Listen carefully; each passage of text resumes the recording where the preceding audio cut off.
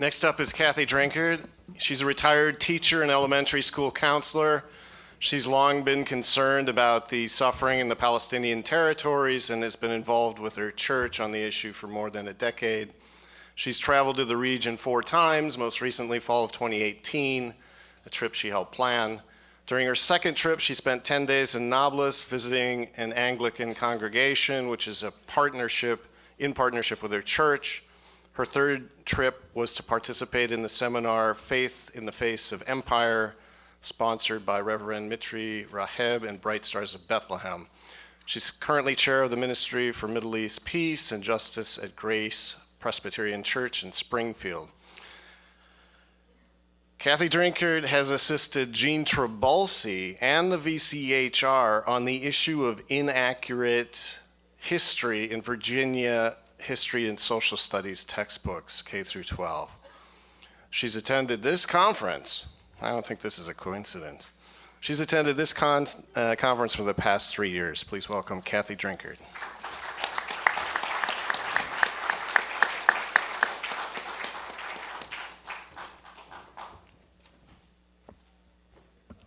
Thank you, Grant, and thank you everybody for being here all the way to the end. So I am going to talk a little bit about what we've been doing to try to ensure some accuracy in the history textbooks in the state of Virginia. And, let's see. Nope, wrong direction. There we are. Okay, and the questions that I'm going to try to address this afternoon are how we learned about the textbook changes and who's making them, what the impact of the changes is, and how our coalition is responding.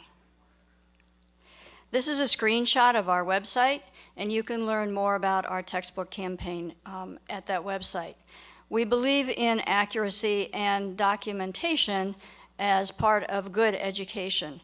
And so we were concerned to learn that about an organization that was proposing edits to Virginia textbooks, some of which gave an inaccurate picture of the conflict.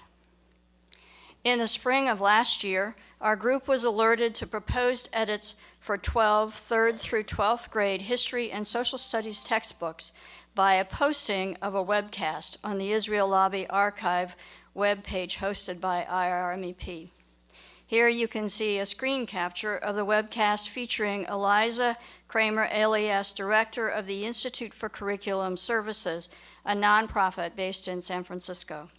The host, David Bernstein, is president and CEO of the Jewish Council for Public Affairs. ICS describes its mission as an effort to improve the quality of K through 12 education on Jews, Judaism, and Israel in the United States by developing standards curricula and training teachers around the country. ICS, among other things, provides online seminars, it writes curricula. It has an online library and a teacher toolkit, which includes a new booklet this year on teaching the Arab-Israeli conflict and the peace process. In the podcast, Kramer-Elias describes working behind the scenes with textbook publishers and claims that ICS has already made more than 11,000 edits to textbooks used in all 50 states.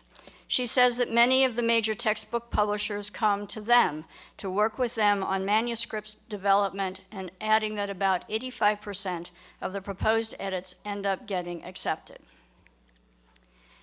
The ICS review of Virginia textbooks was requested by 3 Israel affinity organizations in Virginia: the Jewish Community Federation of Richmond, the United Jewish Federation of Tidewater, and the Jewish Community Relations Council of Greater Washington. And here you see a cover letter addressed to the Department of Education that accompanied the proposed edits. These organizations endorsed the edits and requested that they be adopted. They also indicated that they were going to forward the changes to the textbook companies. These edits were submitted during a 30-day public comment period that's built into every Virginia textbook review process that's held every 7 years.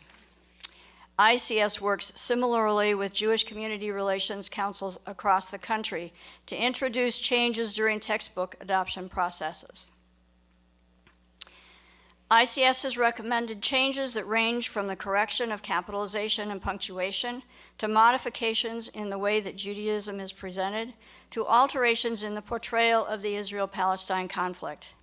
With regard to the conflict, the ICS edits address several themes.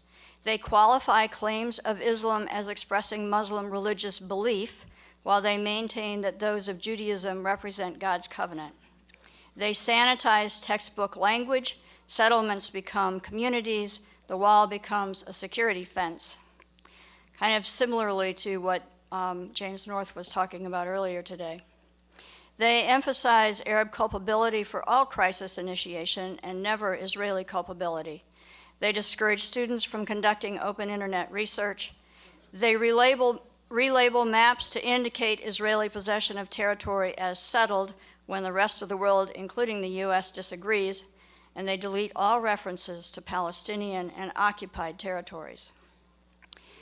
This is an example of one ICS edit found in a high school textbook called World History, published by Houghton Mifflin Harcourt. This example comes from a cause and effect chart. The original language said ongoing conflict over Israeli occupied territories. The proposed change says ongoing conflict over Israeli control of West Bank and Gaza. The rationale given for the change is that the term occupied territories is politicized and inappropriate for a public school text. The proposed change eliminates the reference to the occupied territories, and in our view, it introduces in students' minds the idea that there is a legitimate dispute over who should control these areas, sidestepping the consensus of most of the world that Israel's control and presence in the West Bank violates international law. We believe that many of the recently proposed changes would degrade the accuracy of Virginia's textbooks. We think they distort history, conflict with the findings of international law, and depict a partisan view. They diminish the validity of the views and concerns of Arabs and Muslims and Palestinians while promoting the legitimacy of Israeli actions and positions. We suspect that many of the previously proposed edits have already been adopted, causing some of the problematic material that we find in the current textbooks. We think such changes fail to comply with Virginia's standards of learning and prevent students from obtaining the information they need to wrestle with the difficult issues of our day. So what has VCHR been doing to try to push back against this? We've done several things since last year to work for a more accurate representation of the Israel-Palestine conflict. In May of 2018, the coalition created this fact sheet, and this is one part of it. This is the top of it. It identifies many of the edit's themes, gives an example for each theme, and explains why the edit is problematic. For example, the first theme listed in the first column of the chart addresses edits that reference Palestine only as mandatory Palestine or Palestinians, not as a state or a designation of an identifiable territory. In the second column is listed the type of change requested and the rationale. The edit says, change Israel and Palestine to Israel and Palestinians, because there is no state of Palestine and never has been one. In the third column, we provide the reason that the change is inaccurate, and here we say, since 1150 BCE, words like Philistine and Palestina have been used to reference the region, and currently 70% of UN members recognize the state of Palestine. So this is the rest of the fact sheet. We sent it to Virginia-based professors who are Middle East experts and asked for their support in our campaign. 16 of them agreed to help, and with these signatories, we then drafted a letter that requested the rejection of the ICS edits. We sent it to the textbook publishers, to officials in the state executive branch, including the governor and the Secretary of Education, and to members of Virginia's General Assembly, including members of the education committees. In addition, in May last year, we sent out a press release about our findings to many media outlets, both statewide and further beyond. The next month, some of our members appeared in a podcast about our work. Titled Israel Lobby Seeks to Erase Occupation from Virginia School Books, it can be viewed on the electronic Intifada website. Last summer, our group testified before the Virginia Board of Education about textbook inaccuracy and the lack of transparency in the review process. Our members spoke about being required to file a Freedom of Information Act request just to find out the names of the history textbook review committee members. Once we got those names, we did our own research, and we learned that most were K-12 teachers, several were professors who taught in university education departments, but not one had any expertise on the Middle East. In January of this year, our group testified at the Virginia General Assembly's public budget hearings in Roanoke and Richmond. We asked that the budgeted purchase of $140 million in textbooks for the 2019-20 school year be made contingent upon an official legislative study, a JLARC study like the one that Jim mentioned just a few minutes ago. And the purpose of that study is to assess the textbook accuracy and the effectiveness and transparency of the review process. Soon afterward, we lobbied 24 state senators and delegates in Richmond and asked for a similar study. And as this was all unfolding, we were also trying to gain access to the textbooks themselves. And when we did, the number of problems that we saw persuaded us that we needed to address them directly with our own textbook review committee. Since the fall of 2018, our committee has reviewed 6 history textbooks. With access to digital copies of the books, our reviewers were able to read the relevant material. When they found a section of problematic text, they entered it into a graphic organizer like the one that you can see here. The book text, shown in the top box of the graphic, says Israel built a security fence separating it from the West Bank. The barrier protects Israeli citizens from Palestinian terrorists and suicide bombers. Our reviewer then rewrote the text to make it more accurate. In the second box, security fence was changed to separation wall, then with the explanation that the wall has been declared illegal by the International Court of Justice because it limits Palestinian movement and illegally seizes Palestinian land. The last box provides the rationale for the change and cites a source for the information presented.